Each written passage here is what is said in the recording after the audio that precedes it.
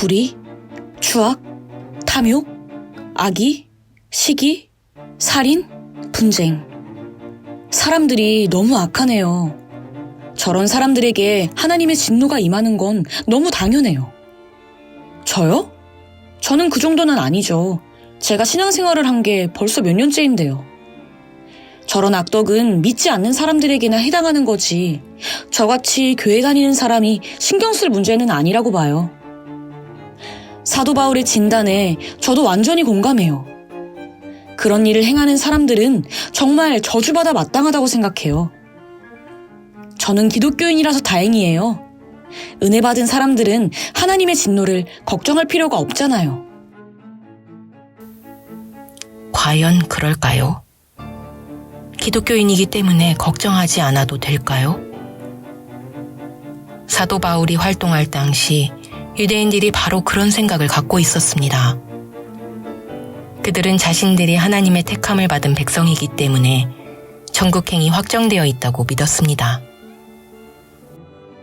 그들은 자신들이 모세의 율법을 순종하고 랍비들의 전통을 지킴으로써 의를 생산하고 있고, 따라서 장차 있을 하나님의 심판에서 제외될 것이라고 믿었습니다. 그들은 설령 자신들의 행위에 오점이 생겨도 하나님이 자신들을 이방인들과는 다른 기준으로 다루실 것이라고 믿었습니다.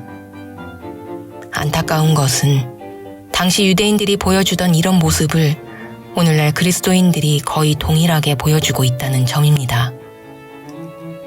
스스로 의롭다 여기며 이방인들의 행실을 비난하던 유대인들을 향해 사도 바울은 이렇게 말했습니다. 남을 판단하는 사람아, 물론 누구든지 내가 핑계치 못할 것은 남을 판단하는 것으로 내가 너를 정죄함이니 판단하는 내가 같은 일을 행함이니라.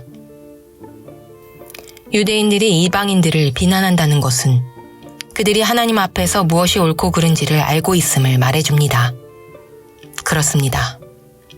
이방인들도 양심을 통해 옳고 그름을 어느 정도 판단할 수 있지만 유대인들은 이에 더하여 하나님의 계시까지 받았습니다. 그러니 유대인들이 이방인보다 더 큰 형벌을 받는 것이 당연하지 않겠습니까? 우리 그리스도인들도 마찬가지입니다.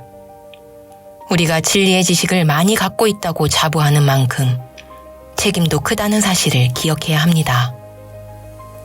주님은 주인의 뜻을 알고도 행하지 않는 종은 더 많이 맞을 것이라 말씀하셨습니다.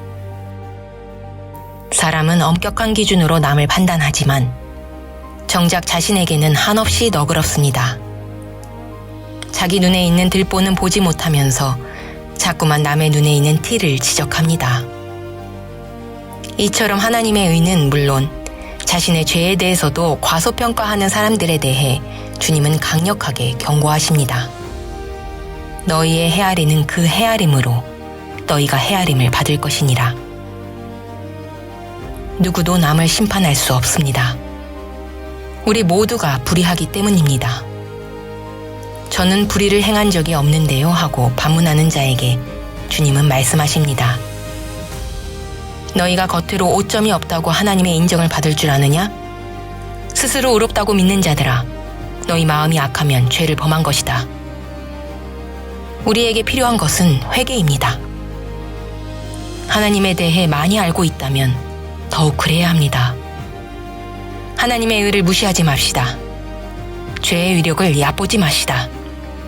남을 심판하는 자리에 앉지 맙시다.